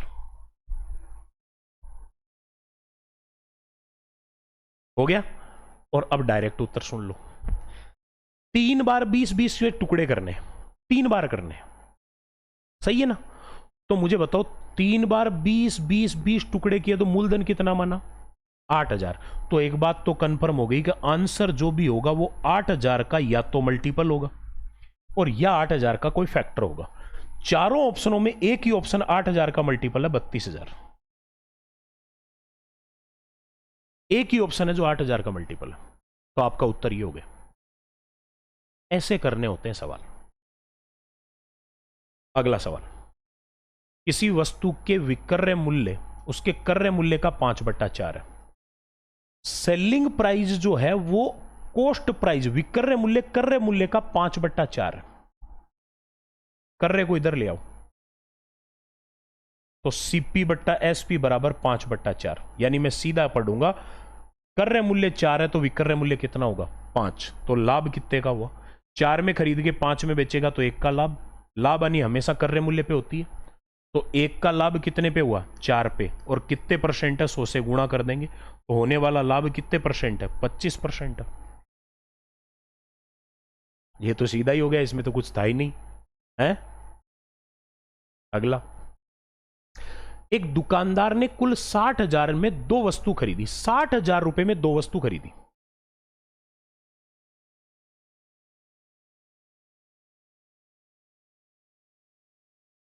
एक को 25% लाभ और दूसरी को 15% हानि पर बेचा। इस प्रकार उसे कुल मिलाकर 4% लाभ हुआ। देखो दोनों से मिलाकर लाभ कितना परसेंट हुआ? 4। तो दोनों से मिलाकर 4% लाभ मतलब मिश्रण हो गया। यहां से 25% का लाभ, यहां से 15% की हानि, और दोनों से मिलाकर 4% का क्या हुआ, लाभ हुआ। तो जब इन दोनों का मिक्सर ये है तो एक काम करो, इनके बीच का अंतर यहां लिखो, इनके बीच का अंतर यहां लिखो। तो ये जो भी अंतर आएगा इसका अनुपात जो होगा वो इन राशियों का अनुपात होगा। 60,000 रुपए के जो दो टुकड़े किए उनका अनुपात आ जाएगा डायरेक्ट। तो 25 और 4 का अंतर हो गया 21, प्लस का 25 प्लस का 4 अंतर 21, माइनस का 15 और प्लस का 4 अंतर हो गया 19। तो 19 अनुपात 21 क्या है, 60,000 रुपए के इन दोनों टुकड़ों का अनुपात है। यानी 19 हिस्से इसके और 21 इसके, तो टोटल कितने हो गए, 19 और 21 40 हो गए। तो कर दो 60,000 के 40 टुकड़े, 0 से 0 गया, 6,000 का चौथा हिस्सा 1500। यानी ओरिजिनल मान इन अनुपातों का कितना गुणा है, 1500 रुपए। तो लाभ पर बेची गई वस्तु का, लाभ पर बेची 25% वाली, इसके मूल्य का अनुपात है 19, तो 1500 गुणा 19, 285 से रिलेटेड आंसर आएगा। 285 वाला ऑप्शन देख लो कहां है, 285 वाला ये रहा, 28,500। इतना ही करना है इस सवाल को। अब कई बच्चे लग जाएंगे, 60,000 रुपए को दो भागों में तोड़ा तो माना पहली वस्तु का मूल्य x रुपए, तो दूसरी का 60,000 माइनस x रुपए। कौन सी दुनिया में जी रहे हो आप? अगर ऐसा करना पड़ रहा है ना कि माना एक वस्तु का x तो दूसरी का 60,000 माइनस x, इसका मतलब आप अभी भी कोरोना से पहले वाली जिंदगी जी रहे हो। अभी आपकी लाइफ में कोरोना आया ही नहीं है, क्योंकि स्टूडेंट की लाइफ का कोरोना कौन सा होता है, जब मेहनत करने के बाद भी उसको रिजल्ट नहीं मिलता, वो उसके लिए असली कोरोना है। और ऐसे तरीके कोरोना से पहले यूज किए जाते थे, मानना कि एक्स है, वो है, ये है। आजकल तो पेपर का लेवल इतना स्टैंडर्ड हो गया कि ये तरीके, आप इन तरीकों से कभी नौकरी लग ही नहीं सकते। लगना तो छोड़ो, सोच भी नहीं सकते कि मैं नौकरी लग जाऊं। राधिका ने एक वस्तु उसके अंकित मूल्य पर 20% छूट के साथ खरीदी। मार्क प्राइस पे 20% छूट लेकर राधिका ने एक वस्तु खरीद ली और उसको 32,400 में बेचकर 4800 का लाभ कमाया। खरीदी और फिर 32,400 में बेच के 480 में बेच के 4800 रुपए का प्रॉफिट कमा लिया। तो पहले तो बताओ राधिका ने खरीदी कितने में थी, पहले तो वो बताओ, है कि नहीं है? राधिका ने खरीदी कितने में थी भाई साहब? तो राधिका ने खरीदी थी 32,480 माइनस 4800। 32,480 में से एक काम करो आप, 5,000 घटा दो सीधा ही, 4800 मत घटाओ, 5,000 घटा दो। तो 32,000 में से 5,000 गया 27,480, लेकिन आपने 200 ज्यादा घटा दिया तो 200 वापस दे दो, तो 27,680 हो गए। 27,680 रुपए में इसने खरीदा था, तभी तो 4800 रुपए का लाभ होगा जब उसको 32,480 में बेचेगी। और 27,680 में तब खरीदा जब 20% का डिस्काउंट मिला। 20% डिस्काउंट का मतलब मैं क्या कह सकता हूं, एमपी और खरीदना 20% का डिस्काउंट, तो मैं कह सकता हूं 100 रुपए में खरीदी ना, 100 रुपए मांगे तो 20% की छूट पे खरीद लिया 80 में। ठीक है, जिसको थोड़ा सा काट के मैं अनुपात को छोटा कर देता हूं, 5 और 4, यानी कि 5 मांगे और 4 में खरीद लिया, जबकि ये कह रहा है 4 में नहीं खरीदा, 27,680 में खरीदा। 4 का मान ये है, कितना गुणा है देखो, 4 का 6 गुणा किया, 6 चौक 24, 27 में से 24 गया, 3 बच गया, 3 के आगे 6 36, 9 चौक 36, 4 दूनी 8, 6920 गुणा है। तो फिर अंकित मूल्य भी इसका 6920 गुणा ही होगा भाई। जो संबंध इसमें है वही संबंध इसमें होगा। 6920 को गुणा करो 5 से, 5 से गुणा करना है ना, तो 5 से मत करो, 10 से गुणा करके आधा कर लो। 6920 को 10 से किया तो 69,200 और उसका आधा, 68,000 का आधा कितना होता है, 34,000, और 1200 का आधा 600, 34,600। एक तरीका तो इसका ये है भाई, पहले अपन ने देखा 32,480 में बेचने से 4800 का लाभ हुआ, इसका मतलब 27,680 में खरीदा, 27,680 में खरीदा, 20% छूट लेंगे, तो 20% छूट के बाद अंकित मूल्य और खरीद का मूल्य 5 और 4 होता है। जबकि ये कह रहा है 4 का मान 27,680 है, तो 5 का मान 34,600 होगा। हो गया। एक तरीका इसका और होता है, ऐसे नहीं करना चाहो तो आप मार्क प्राइस में 20% डिस्काउंट लेके खरीदा और फिर उसको 4800 रुपए का लाभ लेकर बेच दिया। कितने में बेच दिया? 32,480 में बेच दिया।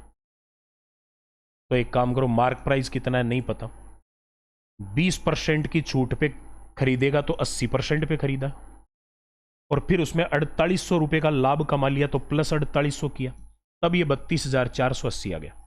एक सीधी समीकरण बना दी। तो पहले तो 4800 इधर आएगा, तो ये हो जाएगा MP गुणा 80/100 का मतलब 20 से कट गया 4/5 बराबर 32,480 माइनस 4800, तो ये आ गया 27,680। तो मार्क प्राइस MP का मान 4/5 इधर आएगा तो 5/4, 27,680 गुणा 5/4। 4 का भाग इसमें अभी गया ही था, कितनी बार? 6920, उसका 5 गुणा 7,000 का 5 गुणा 35,000, उससे 8 पंजो 40 कम कर देंगे, 34,600। ये लीजिए, है ना? आ रहा है समझ में? अगला सवाल, क्रमिक बट्टे हैं 25, 20 और 10%, तो उनका एकल बट्टा यानी टोटल बट्टा बताओ कितना है? 25%, 20% और 10%, इनका एकल बट्टा बताओ कितना होगा? एक तो तरीका होता है 100 मान के, एक होता है अनुपात से, और एक होता है दो के योग वाला फॉर्मूला लगा के। अगर 100 मानू 25% का, तो 100 में 25% छोड़ दिया 75, फिर अगली छूट 20% की, 75 का 20%, 75 का 10% होता है 7.5, तो 20% उसका डबल हो जाएगा 15, 75 में 15 की छूट दे दी 60, और 60 में 10% की छूट, 60 का 10% 6, तो बच गया 54। 100 मांग के 54 में बेचा, तो बताओ 46% का डिस्काउंट हो गया कि नहीं हो गया? नॉर्मल परसेंटेज है तो ऐसे कर लो, कर सकते हो, नहीं तो अनुपात से कर लो। 25% का मतलब कितना होता है? 25% यानी 25/100, 1/4, 4 में से 1 की छूट दे देगा तो 4 से 3, फिर 20%, 20% मतलब 20/100, 1/5, 5 में से 1 की छूट दे देगा तो 5 से 4, और अगला 10%, 10% यानी 10/100 यानी 1/10, 10 पे 1 की छूट दे देगा तो 9। इतने मांगे और इतने में बेच दिया, काट लो, 4 से 4 कट गया, तो 10 पंजो 50 मांगे और 27 में बेच दिया। 50 से 27 में बेचा, 50 से 27 में, तो बताओ अगर ये 100 होता, डबल होता, तो 27 दूनी 54 में बिकता। अगर 50 वाला 27 में बिका तो 100 वाला 54 में बिकेगा, और 100 वाला 54 में बिकने का मतलब 46% का डिस्काउंट हो जाएगा। आ रही चीजें समझ में? इस तरीके से आप इनको कर सकते हो, इसलिए तरीके सारे बढ़िया हैं, आपको चूज करने पड़ेंगे, लगाने आपको पड़ेंगे। ये दे रखा है प्रेक्षण 8, 14, 18, 20, 14, 15, 18, 16, पी का बहुलक 18। बहुलक वो होता है जो सबसे ज्यादा बार रिपीट हुआ है। तो एक काम कर लो, जब बहुलक और मध्यकार झमेला आ गया तो क्रम से लिख लो पहले सबको। 8, 8 के बाद में अगला 14, 14 दो बार है, फिर 14 के बाद 15, 15 एक बार है, 15 के बाद 16, 16 एक बार है, 18 दो बार है, और 20 एक बार है, एक बच गया पी। भाई इनमें सबसे ज्यादा बार रिपीट देखो, 14 दो बार हो रहा है, 18 भी दो बार हो रहा है, लेकिन इसने कहा सबसे ज्यादा रिपीटेशन 18 की है, जबकि यहां से तो अभी 14 और 18 दोनों दो बार हो रहे हैं, इसका मतलब इस पी का मान भी 18 होगा, तभी तो ये 3 बार रिपीट होगा, और तभी इसकी पुनरावृत्ति, इसकी रिपीटेशन सबसे ज्यादा होगी। तो इसका मतलब बहुलक का मान, अगर बहुलक 18 है तो ये अननोन संख्या भी 18 होगी, तभी ये सबसे ज्यादा बार रिपीट होगा। तो इनकी सीक्वेंस क्या बन जाएगी? 8 14 14 15 16 18 3 बार 18 18 18 20 हो गई संख्या। 3 और 3 6 3 9। तो अगला पूछ रहा है इनका माध्यक। माध्यक होता है मध्य वाला पद, मध्य वाला पद। देखो तीन बातें समझनी है। एक तो बोलता है माध्य, माध्य का मतलब होता है औसत। एक बोलता है माध्यक, माध्यक यानी बीच वाला पद। और एक होता है बहुलक, बहुलक होता है जो सबसे ज्यादा रिपीट हुआ है। तो माध्यक पद 9 संख्याओं में बीच में कौन आएगा? 9 का आधा कर लो, 4.5। 4.5 का मतलब पांचवां पद। पांचवां पद कौन सा है? 4 1 5, पांचवां पद 16। तो इसका माध्यक हो गया 16। ये लीजिए, बैठ गई बात दिमाग में। इस तरीके से करना है इनको। अगला सवाल, प्रेक्षण 7 11 18 5 4 8 के का माध्य 9 है। माध्य मतलब औसत। कितनी संख्या है ये? 3 और 2 5 और 2 7। 7 संख्याओं का औसत 9 है। इसका मतलब सातों का योग 63 है। 7 संख्या 9 9 है। माध्य का मतलब यही होता है, सभी को 9 9 मान लिया तो सबका योग होगा 63। 63 में से 11 और 7 18, 18 36 और 9 45 और 8 53, तो ये हो गया। तो 63 में से 53 ये हो गया, तो के कितना बच गया? 10 बच गया। मतलब ये सारे आंकड़े क्या हो जाएंगे? ये हो जाएंगे 7 11 18 5 4 8 और 10। 10 और 8 18, 4 22, 5 27, 18 45, 45 और 11 56 और 7 63 हो गया। तो अगला कह रहा है बताओ माध्य के सापेक्ष माध्य विचलन क्या होगा। इसको यह बोलने की जरूरत भी नहीं थी कि माध्य के सापेक्ष। विचलन हमेशा माध्य के सापेक्ष ही लिया जाता है, और माध्य आ गया 9। तो ये देखते हैं, अगर 9 सब का माध्य है, यानी सभी को अगर अपन 9 से लिख रहे हैं, तो विचलन का माध्य कितना आएगा? सबको 9 9 लिख लो। अब कई बच्चे तो भाई साहब इनके सूत्र रटते हैं, लंबी लंबी सारणियां पढ़ते हैं, उनका तो कुछ नहीं हो सकता, उनका तो भविष्य खतरे में है भाई साहब। विचलन यानी एरर देख लो कितनी की आई। 7 को 9 पढ़ा 2 की एरर, 11 को 9 पढ़ा 2 की एरर, 18 को 9 पढ़ा 9 की एरर, 5 को 9 पढ़ा 4 की एरर, 4 को 9 पढ़ा 5 की एरर, 8 को 9 पढ़ा 1 की एरर, 10 को 9 पढ़ा 1 की एरर। तो बताओ कुल विचलन कितना हो गया? कुल डेविएशन कितना हो गया? 2 और 2 4 4 8, 8 और 9 17, 5 22 और 1 23 और 1 24। टोटल विचलन हो गया 24 का। तो माध्य विचलन क्या होगा? माध्य विचलन का मतलब क्या होता है? माध्य विचलन का नाम से स्पष्ट है, विचलनों का माध्य या विचलन का माध्य। कितना विचलन आया टोटल? 24 का। कितनी संख्याओं का? 3 और 3 6 और 1 7 संख्याओं का। 7 संख्या का विचलन 24 है, तो एवरेज कितना हो जाएगा? 24/7। 7 या 21, 24 में से 21 गया, बच गया 3/7। 3 सही 3/7, इसका मध्य विचलन आ गया मेरे भाई। ऑप्शन सी आपका राइट आंसर हो गया। क्लियर? अगला सवाल,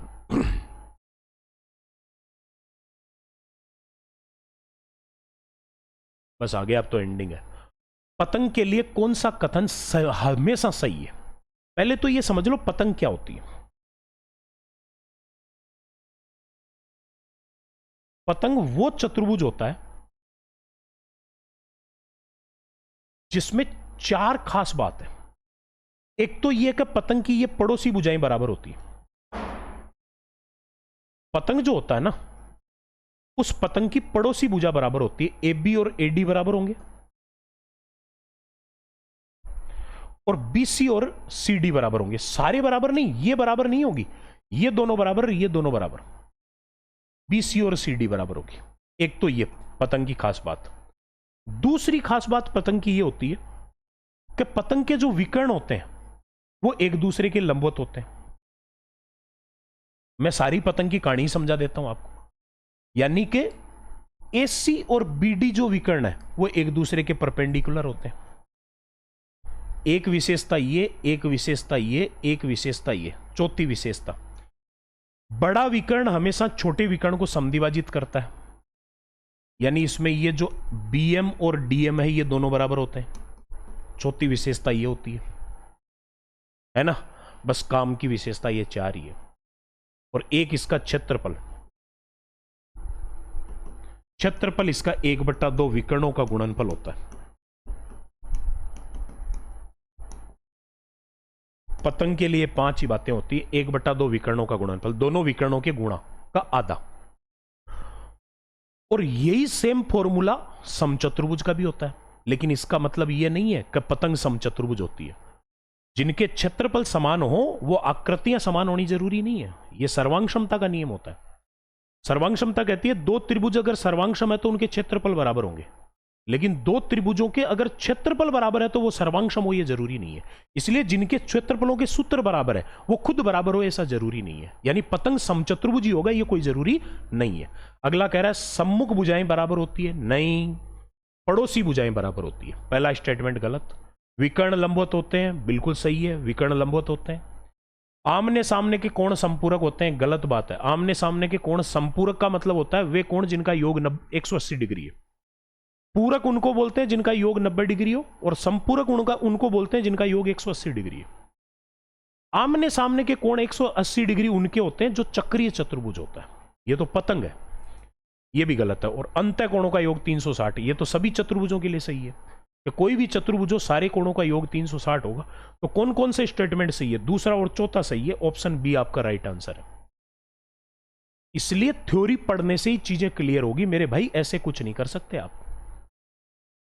25 और 30 सेंटीमीटर त्रिज्या वाले 2 वृत्त P और Q पर एक दूसरे को काटते हैं। एक की त्रिज्या 25 है और दूसरे की त्रिज्या 30 है। दोनों एक दूसरे को काट रहे हैं कहां पे? P और Q पे। मैंने मान लिया ये इंटरसेक्ट पॉइंट Q है, ये P है और ये Q है। यदि उनकी उभयनिष्ठ जीवा PQ 48 सेंटीमीटर, ये जीवा PQ है ना, ये 48 है, और दोनों की त्रिज्या 25-25 है, तो बताओ केंद्रों के बीच की दूरी क्या होगी?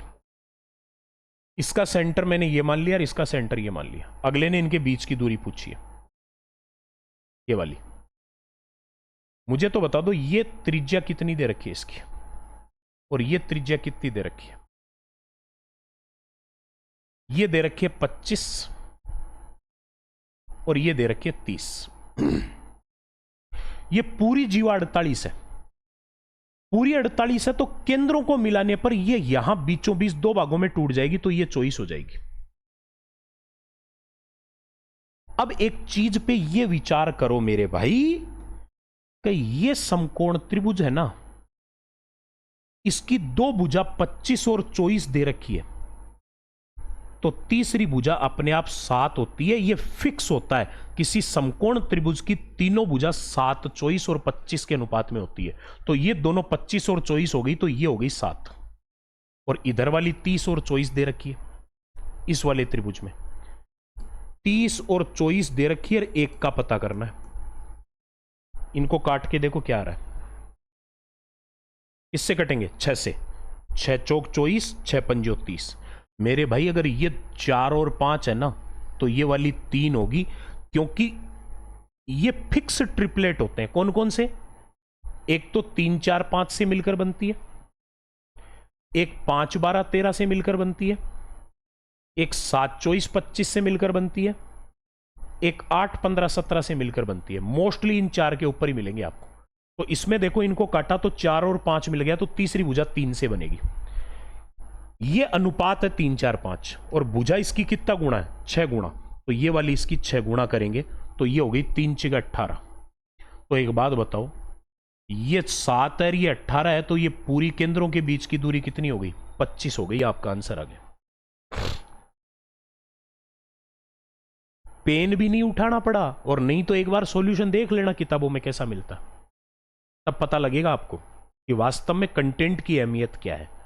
अगर सही तरीके से पढ़ा जाए तो वास्तव में कंटेंट कितना पावरफुल चीज है। एथेनॉल और पानी के मिश्रण वाले 2 बर्तन, किस किस का? एथेनॉल और वाटर का मिश्रण के 2 बर्तन है। 5:2 और 7:6 के अनुपात में है। एक नया मिश्रण, इन दोनों से मिलेंगे एक नया मिश्रण, जिसमें एथेनॉल और पानी 8 और 5 के अनुपात में प्राप्त करने के लिए ए और बी के मिश्रण को किस अनुपात में मिलाना है। यानी कि अच्छा, ये और ए और बी है, ए और बी को किस अनुपात में मिलाएं कि नया जो मिक्सर बने उस मिक्सर में एथेनॉल और पानी का अनुपात 8 और 5 हो जाना चाहिए। इन दोनों का मिक्सर ये है ना, और जब दो से मिलकर एक प्रोडक्ट बनता है तो मैंने उसमें आपको अभी अभी एक तरीका बताया था, कोई भी टॉपिक हो बोले जिसमें दो से मिलकर एक तीसरा प्रोडक्ट बनता है उसमें ये लगाया करो हमेशा एलिगेशन। तो उसके लिए एक काम करो, पहले इन सब में टोटल बर्तनों की क्षमता सबकी बराबर कर दो। ये 5 और 2 7 लीटर का बर्तन है, ये 7 और 6 13 का, ये 8 और 5 13 का। अभी तो ये बराबर है नहीं, तो बराबर करने के लिए क्या करना पड़ेगा, 7 को 13 से गुणा कर देता हूं और 13 को 7 से कर देता हूं। 91 लीटर की कैपेसिटी हो जाएगी। ये 13 से, ये 7 से, ये 7 से।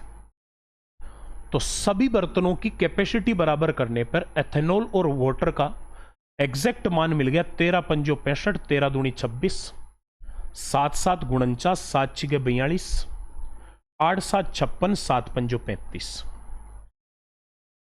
अब ये अनुपात सही है कि नहीं है ये भी चेक कर सकते हो आप। कैसे? मिश्रण का मान हमेशा जिनको मिलाया है उनके बीच में होना चाहिए।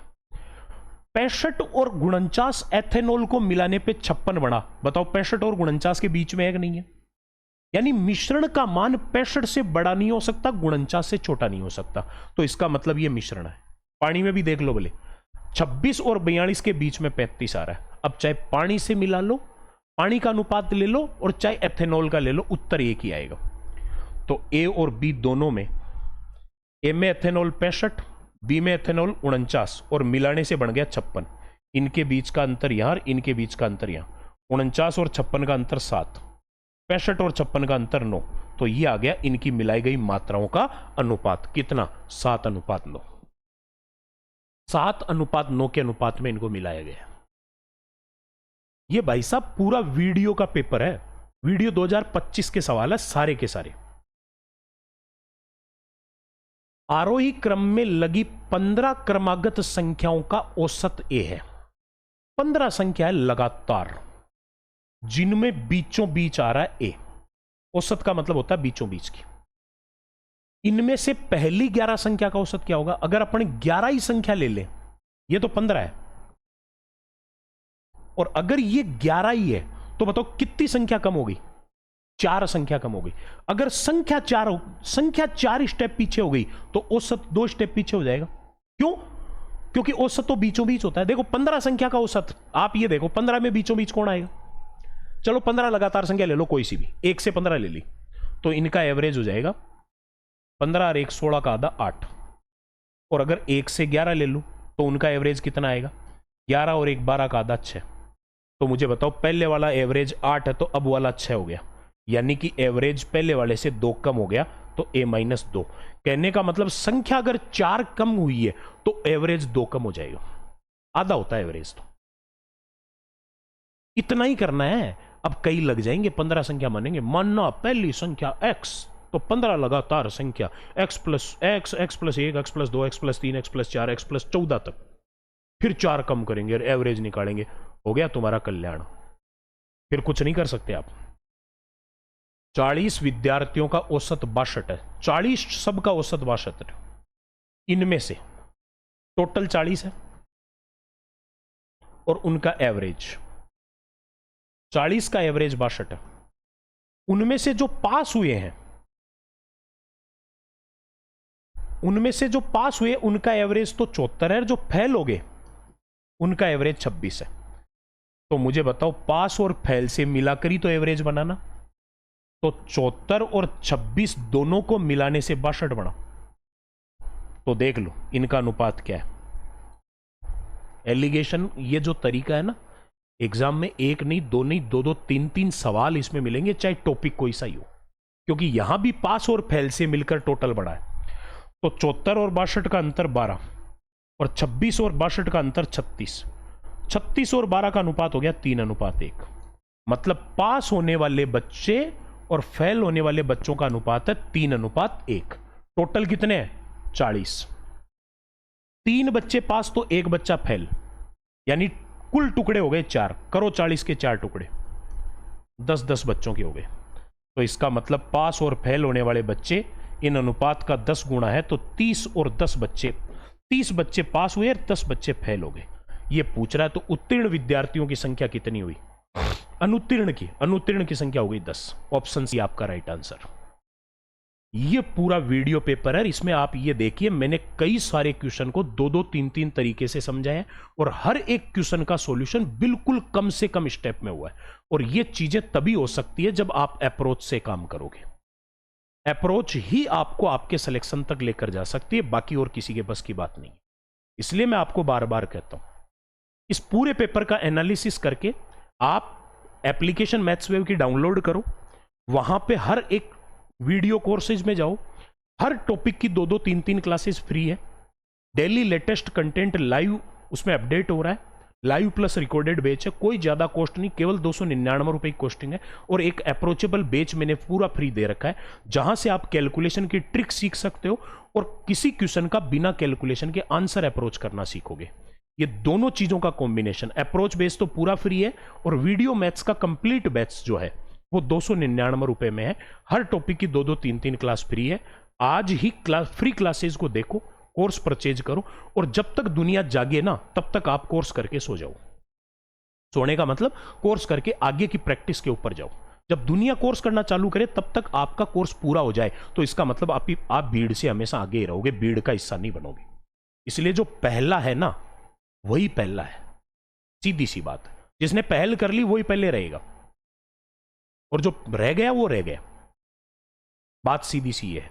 तो इसलिए सभी क्लासेज और हर टॉपिक की प्रैक्टिस शीट आपको मिलेगी, और वीडियो में तो जो प्रैक्टिस शीटें हैं उनका आपको मैं सॉल्यूशन भी डालूंगा, लेकिन वो होगा कोर्स कंप्लीट होने के बाद। हर एक प्रैक्टिस शीट का सॉल्यूशन डालूंगा आगे।